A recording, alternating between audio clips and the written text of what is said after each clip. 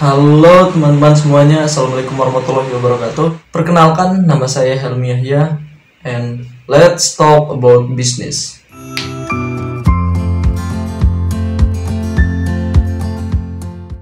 Pada kesempatan ini saya akan merancang planning bisnis model kanvas. Nah, tapi sebelumnya apa sih bisnis model kanvas ini? Bisnis model kanvas ini adalah sebuah alat yang powerful dan yang memudahkan kita untuk menjalankan suatu bisnis. Kemudian mari kita jelajahi komponen-komponen bisnis model kanvas ini. Nah, bisnis model kanvas ini memiliki 9 elemen pada umumnya yang biasa digunakan. 9 komponen ini meliputi: pertama, customer segment; kedua, value proposition; ketiga, channel; keempat, customer relationship; kelima, cost structure; keenam, review streams; ketujuh, key activities; dan ke-8, key partner; ke-9, key risk scores. Saya akan membahas dulu definisinya satu persatu dan fungsinya. Kemudian nanti saya akan merancang plan bisnis model kanvas ini dari startup. Pertama, kita dari key partner dulu. Key partner ini adalah satu entitas yang sangat penting yang akan kita ajak bekerja sama nanti di bisnis kita ke depannya. Key partner ini atau entitas yang kita ajak berkolaborasi nanti bisa saja menyediakan apa yang akan kita distribusikan, pemasok dan lain-lain sebagainya gitu. Nah, itu secara singkatnya. Dan kemudian kedua, ada namanya value proposition. Value proposition ini keunikan dari produk yang akan kita tawarkan. Apa sih yang menarik dari produk kita? Apa sih yang bikin unik dari produk kita? Dan nilai manfaatnya dari produk kita ini apa? Yang ketiga, ada namanya customer relationship. Customer relationship ini bagaimana kita menjalin hubungan baik dengan pelanggan. Yang keempat, ada namanya customer segments. Customer segments ini adalah target penjualan pasar kita. Nah, semisal bagaimana kita bisa memenuhi atau mengidentifikasi apa sih yang diinginkan dari customer segmen kita ini, target segmen kita ini. Yang kelima, channel. Channel ini membantu kita untuk mendistribusikan produk kita, atau kita akan berkolaboratif dengan orang lain yang jadi network kita untuk mengenalkan produk kita.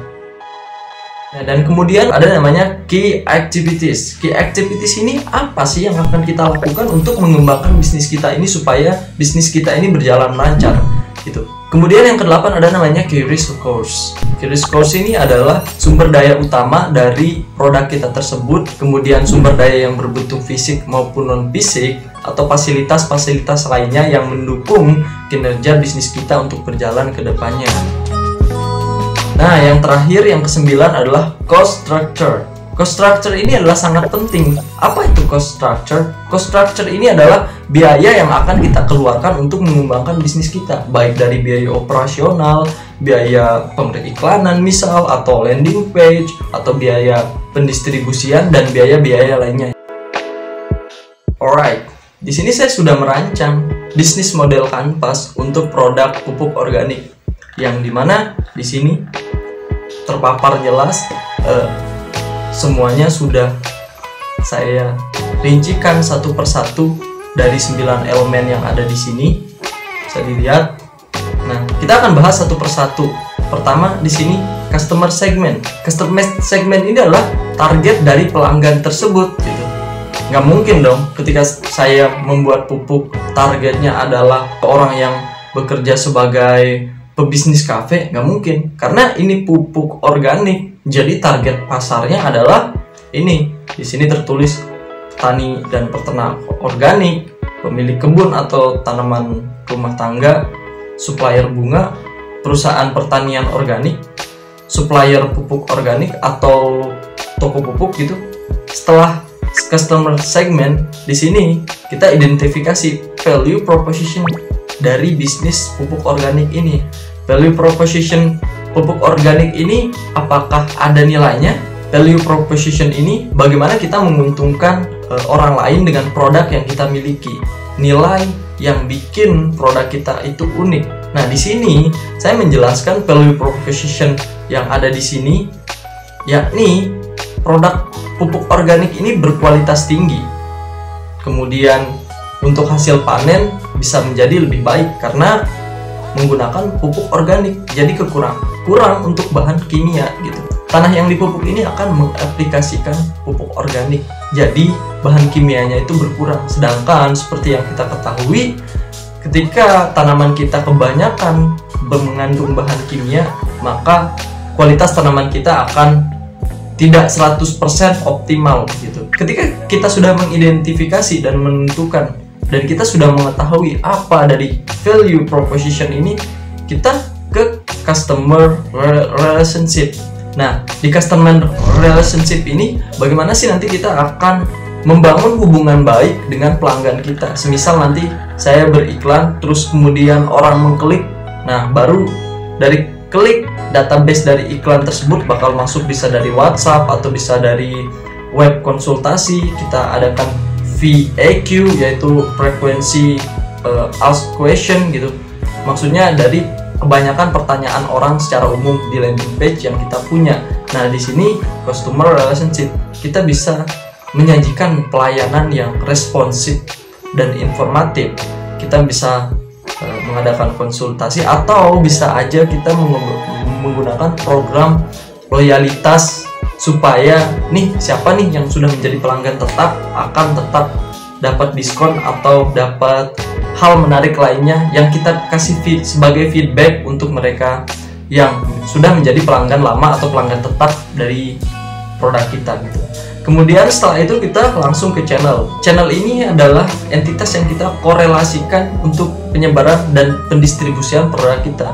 Dengan entitas ini kita bisa lebih menyebarluaskan produk kita secara luas. Jadi kita misalkan butuh di sini atau seperti e-commerce atau landing page, atau bisa aja kita langsung mendistribusikan dengan metode direct selling atau penjualan secara langsung kepada supplier-supplier yang ada di sekitarnya untuk menjual kembali dari produk kita atau sistem reseller gitu. Baru kemudian setelah kita dari customer relationship dan channel atau saluran distribusi, ini berhubungan ke revenue streams, yakni sumber dari pendapatan kita.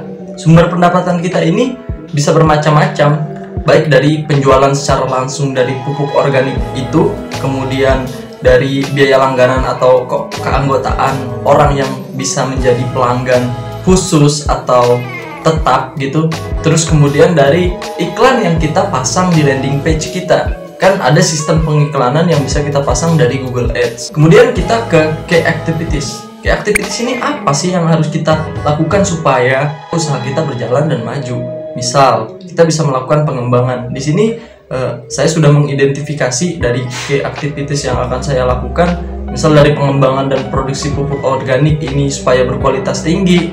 Terus kemudian penguji cobaan di lab supaya ini benar nggak sih pupuk saya ini berkualitas, atau pupuk saya ini bisa menghasilkan sesuatu yang lebih dari biasanya. Nah, baru kemudian saya melakukan pemasaran dan produksi secara rutin dari pupuk organik tersebut. Kemudian ke key resource. Key resource ini adalah sumber daya utama yang dibutuhkan untuk majunya bisnis kita, seperti bahan baku atau limbah organik yang bisa kita manfaatkan untuk menjadikan bahan produksi dari pupuk tersebut. Baru kita sekarang masuk ke key partner. Key partner ini adalah suatu entitas penyokong untuk mendukung bisnis kita supaya tetap maju. Makanya kita harus berkolaborasi dengan partner bisnis lainnya, seperti pemasok bahan baku, terus mitra distribusi, asosiasi ke kelompok pertanian atau kelompok ternak organik. Nah, yang terakhir adalah cost struktur. Baru di sini kita harus identifikasi biaya yang harus kita keluarkan dengan secara struktur supaya bisnis kita tidak berhenti di tengah jalan nantinya. Nah, cost struktur yang saya sudah identifikasi di sini yaitu biaya produksi, biaya pemasaran dan promosi, biaya operasional pabrik dan fasilitas fisik atau non fisik, terus biaya tenaga kerja, biaya administrasi dan manajemen, terus yang terakhir biaya periklanan. Baik nanti kita akan beriklan di Google Ads atau di YouTube atau di Facebook Ads, atau kita menggunakan iklan yang berbasis gratisan seperti kita pasang iklan banner di sepanjang jalan bisa, atau kita masang di story WhatsApp bisa. Tapi untuk menjangkau konsumen di luar sana disarankan untuk menggunakan Facebook Ads, Instagram Ads, atau YouTube Ads, bahkan Google Ads. Misal kita keluarin biaya periklanan 500.000 atau bahkan 1 juta untuk biaya per harinya atau per minggu dan per bulan, semuanya itu harus kita identifikasi karena sangat penting. Baik, itu dia bisnis model kanvas yang sudah saya rancang untuk planning bisnis pupuk organik. Dengan memanfaatkan bisnis model kanvas, kita bisa membuat perencanaan bisnis dengan komprehensif dan mempunyai profitabilitas yang tinggi. Saran saya bagi yang ingin merancang bisnis, mulailah dari sekarang untuk merancang model bisnis Anda untuk meraih kesuksesan bisnis yang sukses dan cerah di masa depan. Anda bisa menggunakan metode planning bisnis model kanvas yang sudah saya bagi. Sekian dari video ini, saya Halim Yahya, sekian dan terima kasih. Assalamualaikum warahmatullahi wabarakatuh.